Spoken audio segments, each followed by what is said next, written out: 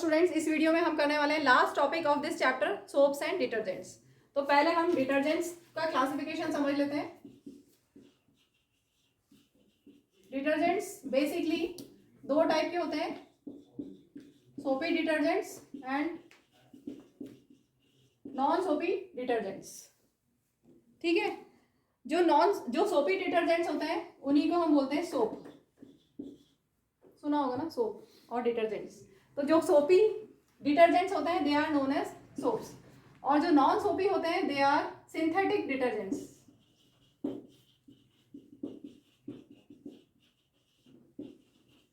जिनको हम commonly detergents बोलते हैं। ठीक है, तो दोनों ही डिटर्जेंट्स हैं। डिटर्जेंट्स क्या करते हैं? क्लींजिंग एक्शन करते हैं। डिटर्जेंट्स का फंक्शन क्या है? क्यों यूज करते हैं हम? Cleansing action. ठीक है, कपड़े धोने के लिए, कुछ भी साफ करने के लिए, कहीं पे भी मैल हो, ग्रीस हो, डस्ट हो, डर्ट हो, उन सब के लिए हम इनको यूज करते हैं डिटर्जेंट्स को। तो सोपी एग्जांपल जो हम यूज करते हैं कॉमनली यूज्ड सोप, और नॉन सोपी में आता है सिंथेटिक डिटर्जेंट, जिनको हम डे टू डे लैंग्वेज में बोलते हैं डिटर्जेंट्स। चलो अभी हम सोप चालू करते हैं। सोप क्या होता है? सोडियम या potassium salts of long chain carboxylic acids. यही लिखा हमने, इसको एग्जाम्पल से समझते हैं। C17H31COO-Na+, या C15H31 नहीं होगा, 17 2 34 + 1 35, 15 2 30 + 1 31। ये सोप के एग्जाम्पल है। ये होता है सोडियम स्टीरेट। ये किससे बना है? पहले तो ये समझ लो, सोडियम सॉल्ट है। देखो एक बार वापस देखो, CH3COOH क्या था? अभी आपने पढ़ा था लास्ट क्लास में, CH3COOH था इथेनोइक एसिड। ठीक है, अगर इसकी जगह यहाँ पे हमने Na कर दिया तो उसका सोडियम सॉल्ट हो गया, sodium salt of ethanoic acid. ठीक है, वैसे ही हमारे पास क्या है? C17H35COOH। C17H35COH ये है carboxylic acid, long chain carboxylic acid. और इसको अगर हम NaOH से रिएक्ट कराएंगे, NaOH, अभी ये रिएक्शन पढ़ा था आपने, इथेनोइक एसिड वाले में पढ़ा था। कार्बोक्सिलिक एसिड का NaOH के साथ जब रिएक्शन कराओगे, कार्बोक्सिलिक एसिड क्या होता है? एसिडिक है। और इसका जब आप NaOH के साथ रिएक्शन कराते हो बेस के साथ, तो क्या बन जाता है? सॉल्ट बन जाता है। ठीक है, तो सॉल्ट कौन सा बनेगा? C17H35COONA, वो सॉल्ट, उस सॉल्ट की हम बात कर रहे हैं। ठीक है, तो ये सॉल्ट है। अब सॉल्ट में ये क्या है? Long chain hydrocarbon part. ये क्या है? Long chain of hydrocarbon part, या लॉन्ग हाइड्रोकार्बन चेन, ऐसा लिख लो, लॉन्ग हाइड्रोकार्बन चेन। और COO-Na+ क्या है? Short ionic part. ठीक है, ऐसे ही इसमें this is long hydrocarbon chain and this is short ionic part. ठीक है, पहला वाला है सोडियम स्टीरेट और दूसरा है सोडियम पैलमिटेट।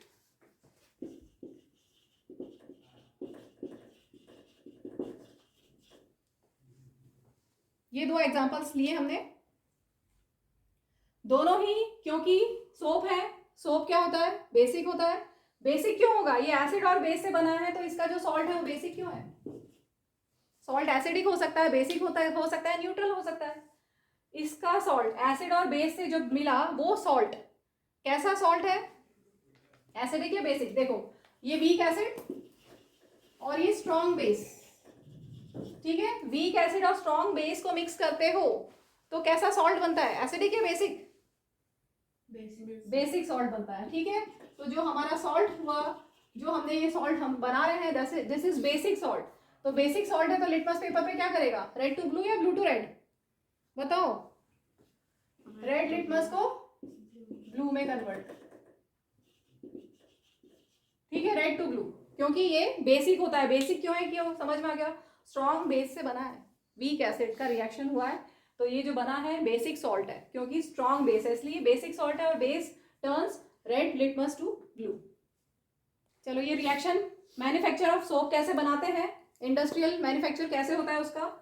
ईस्टर लेंगे, ये जस्ट हमने जो इससे पहले वाला टॉपिक किया था इथेनोइक एसिड, उसमें हमने ईस्टरिफिकेशन पढ़ा था और उसी का रिवर्स प्रोसेस हमने पढ़ा था सैपोनिफिकेशन, तो ये वही है। ईस्टर को अगर हम अल्कली के साथ रिएक्ट कराते हैं, हीट करते हैं, तो हमें मिल जाता है sodium salt of fatty acid that is soap, और साथ में ग्लिसरॉल अल्कोहल मिलता है। तो ये क्या है, हाइड्रोलिसिस ऑफ फैट या ऑयल का हाइड्रोलिसिस है with alkali, and this process hydrolysis of fats और ऑयल्स विद अल्कली से जो बनता है soap, this process is known as saponification. Saponification क्या है, process of making soap by hydrolysis of fats और oils with alkalis, this process is known as saponification. अब यहाँ पे जो फैट होगा एनिमल फैट हो सकता है और वेजिटेबल ऑयल हो सकता है। वेजिटेबल ऑयल में castor oil, linseed oil, groundnut oil, mustard oil, olive oil, बहुत सारे सोच सकते हो आप, ठीक है। घर में भी हम बना सकते हैं, तो घर में या लेबोरेटरी में हम कैसे बनाएंगे वो आप देखते हैं कैसे बनाएंगे। देखिए, इसको अगर आपको घर पे ही बनाना हो या लेबोरेटरी में बनाना हो तो आप क्या करोगे, आपने एक बीकर लिया, इसमें आप सबसे पहले 20 ml ऑफ वेजिटेबल ऑयल जैसे कैस्टर ऑयल आपने ले लिया, इसमें हम ऐड करेंगे 30 ml ऑफ 20% NaOH। 20% NaOH का मतलब हुआ 20 ml of NaOH in 100 ml of water, वो हम अलग से बना लेंगे। सोडियम हाइड्रोक्साइड लेंगे, ठीक है, उसका जो सॉलिड फॉर्म में रहता है उसको लेंगे, उसको पानी में मिला लिया, एक्सोथर्मिक रिएक्शन होगा, वो पानी में मिलाएंगे तब, ठीक है, एक्सोथर्मिक रिएक्शन होगा, गर्म हो जाएगा कंटेनर, तो वो जो 20% बनाया उसमें से 30 ml हमने यहाँ पे डाल लिया, ठीक है। उसके बाद हम हीट करेंगे विद कांस्टेंट स्टिरिंग, हिलाते हिलाते, तो क्या होगा, धीरे धीरे पेस्ट बन जाएगा, पेस्ट बनने लगेगा। उसके बाद पेस्ट बनने लगेगा, सोप तैयार होने लगा है। अब हम चाहते हैं कि उसमें कुछ भी थोड़ा बहुत भी अगर लिक्विड है तो वो सेपरेट हो जाओ उस पेस्ट से। सॉलिड सोप हमें कैसा मिलता है मार्केट में, सॉलिड पेस्ट जो मिलता है उसकी बात करें, सॉलिड बार की, ठीक है। तो हम वापस देखो, 20 ml वेजिटेबल ऑयल लिया, उसमें हमने 30 ml ऑफ 20% NaOH मिलाया, हीट किया, तो कांस्टेंट स्ट्रेन से जब आप हीट करोगे तो आपको पेस्ट मिलेगा। इसमें हम डालेंगे 5 to 10 grams of NaCl, sodium chloride, जो कॉमन सॉल्ट घर में अवेलेबल होता है। वो डालने से क्या होगा, सोप और जो लिक्विड है वो पार्ट अलग हो जाएगा। फिर जो सोप ऊपर जो थिक पेस्ट मिला उसको आप सेपरेट कर लो बार्स में या कंटेनर्स पे, और आपका उसको फिर कूल जरूर करना है, ठीक है। कूल करने से वो आपको एकदम सॉलिडिफाइड फॉर्म में मिल जाएगा। चलो अब हम करते हैं स्ट्रक्चर ऑफ सोप मॉलिक्यूल्स। अभी जैसे एक एग्जांपल हमने लिया था C17H35COO- Na+, तो ये क्या है, इसका ऐसे बनाया जाता है, तुम्हारी टेक्स्ट बुक में भी बना हुआ है। ये क्या शो कर रहा है, लॉन्ग हाइड्रोकार्बन चेन, और ये शो कर रहा है शॉर्ट आयोनिक पार्ट, ठीक है। ये वाला पार्ट क्या है, लॉन्ग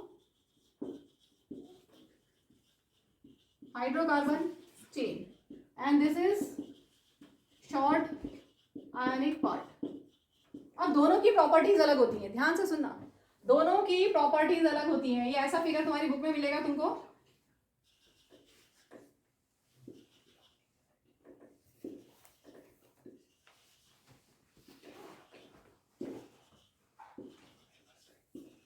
इसी को हम समझ रहे हैं। ये जो बनाया है इसमें यहां पर है C17H35 और इधर है COO-Na+, सब में इसी तरह का अलाइनमेंट होता है। ये बीच में बनाया मैंने डर्ट या ग्रीस, क्या बनाया है, डर्ट या ग्रीस, जो आपको सेपरेट करना है। डर्टी क्लोथ्स से आपको सेपरेट करना है, तो डर्ट या ग्रीस पार्टिकल के आसपास सोप मॉलिक्यूल्स का इस तरह से अलाइनमेंट होता है। तो स्ट्रक्चर ऑफ सोप में मैंने यहाँ पे जो बनाया है एक, उसी को यहाँ पे बहुत सारे बना दिए हैं, ध्यान से देखना। ये है लॉन्ग हाइड्रोकार्बन चेन और ये है शॉर्ट आयनिक पार्ट। तो जो लॉन्ग हाइड्रोकार्बन चेन होता है वो हाइड्रोफोबिक होता है, ध्यान से सुनो, वो क्या होता है, hydrophobic. Hydrophobic means water repelling, पानी से जिसको डर लगता है बोलते हैं ना फोबिया है, किसी को पढ़ाई का फोबिया है, किसी को पानी का फोबिया है, ठीक है। तो यहाँ पे इसको पानी का फोबिया है, this is water repelling, water repelling. Hydrophobic है, वाटर रिपेलिंग है, या आप बोल सकते हो सॉल्युबल इन ग्रीस या डर्ट या ऑयल, ऐसा जनरल कर लेते हैं, सॉल्युबल इन ऑयल। और ये जो शॉर्ट आयनिक पार्ट होता है दिस इज हाइड्रोफिलिक या बोले water attracting,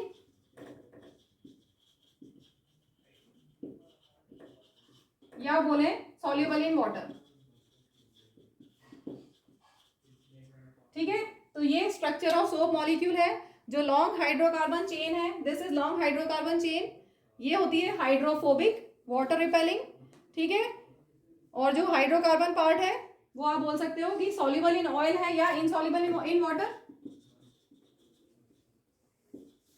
insoluble in water, और ये इनसॉल्युबल इन ऑयल या ग्रीस या डर्ट। ठीक है, लास्टली ध्यान से देखेंगे, it can attach to oil और ग्रीस। तो जो हाइड्रोकार्बन चेन है वो ऑयल और ग्रीस से अटैच होगी, और जो शॉर्ट आयनिक पार्ट है वो अटैच होगा वाटर से। तो वही यहाँ पे ध्यान से देखना, आप बीच में एक ऑयल या एक ग्रीस का पार्टिकल है। ठीक है, तो लॉन्ग हाइड्रोकार्बन चेन इससे अटैच होगी, तो लॉन्ग हाइड्रोकार्बन चेन इस ऑयल या ग्रीस से अटैच होगी, सब में लॉन्ग हाइड्रोकार्बन चेन अटैच होगी। ठीक है, और जो शॉर्ट आयनिक पार्ट है वो पानी के साथ, ठीक है, पानी की तरफ, और ये ऑयल और डर्ट या ग्रीस की तरफ। तो क्या अब इसके बाद क्या करोगे, एगिएशन करोगे, आप तेज तेज हिलाओगे, करते हो ना ऐसे, खंगालते देखा होगा, जब सोप सॉल्यूशन बना लेते हैं हम, झाग बन जाते हैं, उसके बाद हम क्या करते हैं, ऐसे ऐसे एगिएशन करते हैं, तो उससे क्या होगा, ये डर्ट या ग्रीस जो है ये निकल जाएगा, डिटैच हो जाएगा, क्लॉथ से डिटैच हो जाएगा। तो ये हो गया स्ट्रक्चर ऑफ सोप मॉलिक्यूल। अब हम क्लींजिंग एक्शन समझ रहे हैं, तो नेक्स्ट हेडिंग लिखो, cleansing action of soap. Cleansing action of soap करने से पहले एक बार हम टेक्स्ट बुक से एक्टिविटी देख लेते हैं। 4.10 activity, take about 10 ml of water in 2 test tubes. 2 test tubes लिए आपने, और दोनों में हमने डाला है 10 ml ऑफ वाटर। ठीक है, add a drop of cooking oil to both the test tubes. दोनों में कुकिंग ऑयल का एक ड्रॉप डाला आपने। अब 2 test tube B add few drops of soap solution. इसमें हम, ये ए है और ये बी है, बी में हम सोप सॉल्यूशन भी डाल रहे हैं, टेस्ट ट्यूब बी में हमने सोप सॉल्यूशन भी ऐड कर दिया। अब दोनों को हम शेक करेंगे विग्रसली फॉर सम टाइम। तो बताओ कि किसमें सेपरेट लेयर्स दिखाई देंगे, किसमें दिखाई नहीं देंगे। किसमें सेपरेट लेयर दिखाई देगा, ऑयल और वाटर, ऑयल और वाटर आपने डाला है, बताओ किसमें सेपरेट लेयर दिखाई देगा। ए में सेपरेट लेयर दिखाई देगा, ऑयल और वाटर सेपरेट लेयर्स फॉर्म कर लेते हैं। ठीक है, अगर आप थोड़ी देर रखोगे ऐसे ही अनडिस्टर्ब तो ये सेपरेट हो जाएंगे। और सोपी सॉल्यूशन डाला उसमें सेपरेट नहीं दिखाई देगा, आपको मिल्की वाइट अपीयरेंस दिखाई देगी। क्वेश्चन है यहाँ पर, can you see the oil and water layer separately in both the test tubes immediately after you stop shaking them. तो सेपरेटली आपको थोड़ी देर बाद दिखाई देंगे, तुरंत दिखाई नहीं देंगे। Leave the test tubes undisturbed for some time and observe. तो थोड़ी देर बाद देखोगे तो क्या होगा, टेस्ट ए में आपको सेपरेट लेयर्स दिखाई देंगे और बी में सेपरेट लेयर्स दिखाई नहीं देंगे। Does the oil layer separate out, किसमें, ए में ऑयल लेयर सेपरेट आउट हो गया, क्योंकि वहां पे सिर्फ ऑयल और वाटर ही है। In which test tube does this happen first, किसमें हुआ, ऑयल और वाटर का लेयर किसमें सेपरेट हुआ, ए टेस्ट ट्यूब में। This activity demonstrates the effect of soap in cleansing. Most dirt is oily in nature. अगर dirt, mostly dirt oily, greasy इस तरह की होगी, और हमें पता है oil does not dissolve in water. Molecules of soap are sodium और potassium salts of long chain carboxylic acid. ये भी हमने बना दिया, sodium salt of long chain carboxylic acid. ठीक है, आयनिक एंड, ये COO minus Na+, ionic and dissolves in water. ठीक है, सॉल्युबल इन वाटर ये हमने लिखा है, while carbon chain is soluble in oil या डिजॉल्व्स इन ऑयल। तो सोप मॉलिक्यूल क्या बनाएगा, इस तरह का माइसल्स बनाएगा, क्लस्टर्स बनाएगा, एग्रीगेट बनाएगा। द सोप मॉलिक्यूल्स दस फॉर्म स्ट्रक्चर्स कॉल्ड माइसल्स। ठीक है, माइसल्स का प्रोनाउंसिएशन अलग अलग होता है, मैं माइसल्स बोल रही हूँ। वेयर सोप मॉलिक्यूल्स क्या बनाएंगे, माइसल्स बनाएंगे। वेयर वन एंड ऑफ, ये एक माइसल बनाया हमने, where one end of molecule is towards oil droplet. ये देखो, ये oil droplet, one end of soap molecule is towards oil droplet, while the ionic end, ये आयनिक एंड फेसेस आउटसाइड। समझ में आ गया, डर्ट या ग्रीस या ऑयल जहां पर है वहां पर एक एंड होगा सोप का, लॉन्ग कार्बोक्सिलिक, जो लॉन्ग चेन है वो होगी, लॉन्ग हाइड्रोकार्बन चेन होगी, और जो आयनिक पार्ट है वो बाहर की तरफ होगा। ठीक है, ionic end faces outside. This forms an emulsion in water, emulsion बन गया। The soap micelle thus helps in dissolving the dirt in water, और हम वॉश कर सकते हैं क्लोथ्स को। अब माइसल्स टॉपिक है बॉक्स का, उसको हम अच्छे से समझते हैं। क्लींजिंग एक्शन ऑफ सोप, ये अब हम जो करने वाले हैं वो है cleansing action of soap. Soap कैसे वर्क करेगा, कैसे क्लीन करेगा, वो हम काफ़ी सारा तो कर चुके हैं, उसको देख लेते हैं। Soaps are molecules in which two ends have different properties.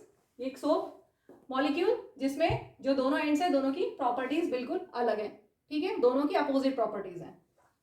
One is hydrophilic, ये hydrophilic means water attracting, that is it dissolves in water या soluble in water. The other end is hydrophobic, that is dissolves in hydrocarbon, ठीक है, soluble in hydrocarbon. When soap is at the surface of water, तो क्या होगा, figure में आपके दिया हुआ है, when soap is at the surface of water the hydrophobic tail, hydrophobic tell, ये हाइड्रोफोबिक टेल की बात हो रही है। The hydrophobic tell of soap will not be soluble in water, ये जो हाइड्रोफोबिक टेल है ये वाटर सॉल्युबल नहीं है। And the soap will align along the surface of water with ionic end, ये आयनिक एंड वाटर में hydrophilic है, ionic end in water, and soap will align along the surface of water with ionic end in water and hydrocarbon tail, ionic end in water and hydrocarbon tail protruding out of water. अब inside water इन molecules से होता है unique orientation that keeps hydrocarbon portion out of water, ठीक है, ये जो hydrocarbon portion है ये पानी से दूर dirt और grease या oil की तरफ, दूर पानी से दूर dirt या oil या grease की तरफ। This is achieved by forming clusters of molecules in which the hydrophobic tails, hydrophobic कौन सी, ये hydrophobic tails are in the interior, hydrophobic tails कहाँ है, interior of the cluster, ये cluster बन गया, hydrophobic tails are in the interior of cluster and ionic ends on the surface of cluster, this formation is known as micelle. Soaps in the form of micelle is able to clean since oil dirt will collect in the center, oil या dirt, ऐसे बहुत सारे soap molecules हैं, बहुत सारे dirt particles हैं, oil particles हैं, तो सब पे इसी तरह का बहुत सारे ऐसे इमेजिन करो, बहुत सारे आपके जो सोप सोल्यूशन उसमें बहुत सारे ऐसे बन गए हैं। फिर हम एगिएशन करेंगे, हिलाएंगे तो क्या होगा, वो डर्ट या ग्रीस वो सेपरेट आउट हो जाएगा, डिटैच हो जाएगा, ठीक है। The micelle stay in the solution as a colloid, ये जो बना है सोप सॉल्यूशन ये क्या है, कोलाइड है। कोलाइड पता है ना, टिंडल इफेक्ट शो करते हैं, जो लाइट रे अगर पास करते हैं तो टिंडल इफेक्ट शो करते हैं, मतलब पाथ विजिबल हो जाता है, लाइट का पाथ विजिबल हो जाता है, तो ये कोलाइड है। The micelle stay in solution as a colloid and will not come together to precipitate because of oil ion repulsion, इसलिए dirt suspended is also rinsed away, और soap micelles are enough large enough to scatter light, इसलिए जो soap solution होता है वो cloudy होता है। अब बताओ क्लींजिंग एक्शन समझ में आ गया। देखो नेक्स्ट है लिमिटेशंस ऑफ सोप, तो इसके लिए आपको पहले ये समझना पड़ेगा दो तरह के वाटर होते हैं, hard water and soft water.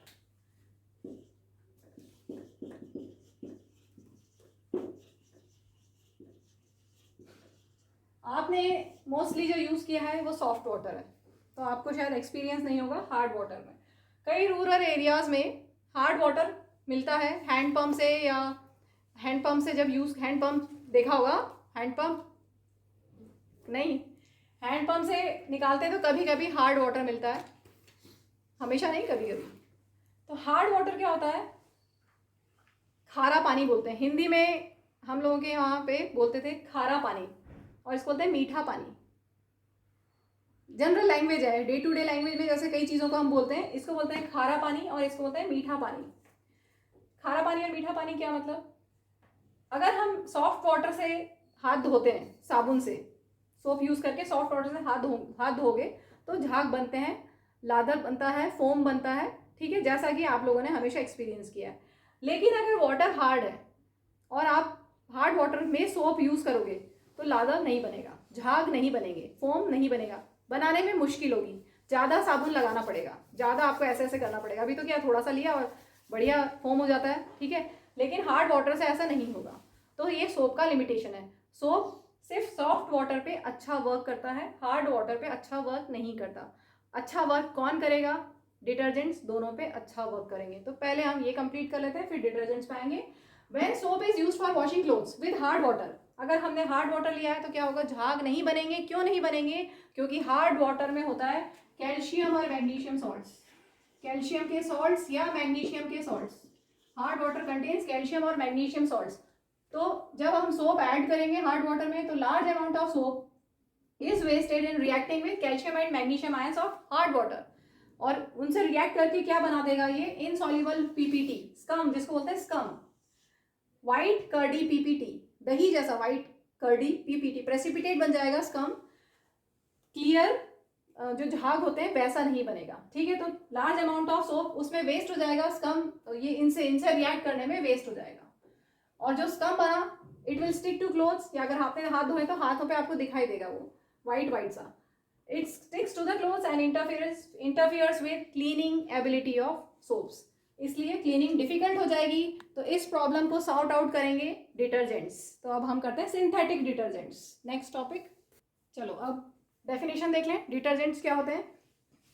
Sodium salt of long chain, इतना तो वही था सोप में भी, sodium salt of long chain benzene sulphonic acid, और sodium salt of long chain alkyl hydrogen sulphate which has cleansing properties in water. इसमें दो example मैंने लिए हैं, एग्जाम्पल याद करने की जरूरत नहीं है, बोर्ड पॉइंट ऑफ व्यू से ये जस्ट ऐसे ही समझने के लिए लिखा है। सोडियम एंड डोडिसल बेंजीन सल्फोनेट और सोडियम एंड डोडिसल सल्फेट, ये दोनों कॉमनली यूज्ड डिटर्जेंट्स हैं। अब अभी जस्ट हमने समझा कि डिटर्जेंट्स और सोप में कौन सा बेटर है क्लींजिंग के लिए। हर तरह के हार्ड वाटर या सॉफ्ट वाटर दोनों में कौन सा वर्क करेगा, वेल डिटर्जेंट्स। तो हम वही लिखेंगे, डिटर्जेंट्स क्यों अच्छे हैं सोप से। चलो अब last topic, detergents are better than soap. क्यों डिटर्जेंट्स बेटर हैं सोप से, अभी जस्ट बताया, उसी को हमने लिखा है। They can be used even with hard water, लेकिन सोप को हम हार्ड वाटर में यूज करेंगे तो क्या बनेगा, स्कम बनेगा। They have stronger cleansing action और they are more soluble in water than soap, stronger cleansing action than soap, they are more soluble in water than soap, इसलिए detergents are better than soaps. अब textbook से देख लो, activity 4.11 है last, देखो last second activity 4.11, इसको समझ लेते हैं। Take about 10 ml of distilled water and 10 ml of hard water. एक में हमने लिया डिस्टिल्ड वाटर और एक में हमने लिया हार्ड वाटर, दोनों में 10 ml। Add a couple of drops of soap solution to both, दोनों में आपने डाला सोप सोल्यूशन। ठीक है, अब करेंगे shake vigorously, shake the test tubes vigorously for a equal period of time and observe the amount of foam formed. In which test tube do you get more foam? किसमें ज्यादा foam मिलेगा, soap डाला है, किसमें foam मिलेगा, distil water में। ठीक है, इसमें हमें ज्यादा फोम मिलेगा। In which test tube do you observe white curdy precipitate? जिसमें हार्ड वाटर है। Clear. Next activity 4.12, take 2 test tubes with about 10 ml of hard water. हमने यहाँ पे लिया है 10 ml ऑफ हार्ड वाटर दोनों टेस्ट ट्यूब्स में, और आपने एक में सोप ऐड किया और एक में डिटर्जेंट ऐड किया, तो क्या होगा, do shake both the test tubes for the same period, do both test tubes have the same amount of foam. बताओ किसमें फोम ज्यादा बनेगा, किसमें फोम कम बनेगा। इसमें फोम ज्यादा बनेगा डिटर्जेंट वाले में, और सोप वाले में फोम कम बनेगा। In which test tube is a curdy solid form, इसमें कर्डी सॉलिड फॉर्म होगा। ठीक है, कम बन जाएगा। क्लियर। चलो अभी बुक का लास्ट पैरा फिर खत्म। Have you ever observed while bathing that foam is found with difficulty. अगर हार्ड वाटर है तो ऐसा होगा।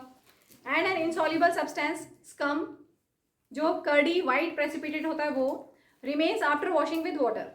This is caused by the reaction of soap with calcium and magnesium salts which cause the hardness of water. Hence you need to use a large amount of soap. This problem is overcome by using another class of compounds called detergents as cleansing agent. Clear? Cleansing detergents and they will work well with hard water also. Detergents are generally ammonium or sulfonate salts of long chain carboxylic acids. The charged ends of these compounds, इनके जो charged ends है ये SO3 minus Na+ या SO4 minus Na+, ये जो charged ends हैं they do not form insoluble precipitates with calcium and magnesium salts ions in hard water and they remain effective in hard water. इसलिए detergents को हम use करते हैं shampoos और प्रोडक्ट्स फॉर क्लीनिंग क्लोथ्स। अब एक disadvantage है डिटर्जेंट्स का, बस वो सुन लो फिर खत्म करते हैं। Detergents some of the detergents are non biodegradable. Detergents क्या होते हैं, नॉन बायोडिग्रेडेबल। Biodegradable, DEGRADAB। और सोप्स क्या होते हैं? बायोडिग्रेडेबल।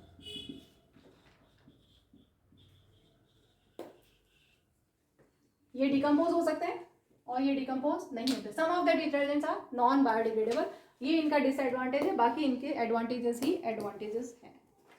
एक डेफिनेशन हमारी छूट गई है मिसले की, मीसेल, मीसेल भी बोल सकते हो, MICELLE, मीसेल, मीसेल या मिसले, या मैंने इसका एक जगह प्रोनाउंसिएशन देखा था मूसेल, मूसेल, ठीक है। तो भी मीसेल, मीसेल की डेफिनेशन लिखो, a spherical aggregate of soap molecules, a spherical aggregate of soap molecules in the soap solution in water is called micelle.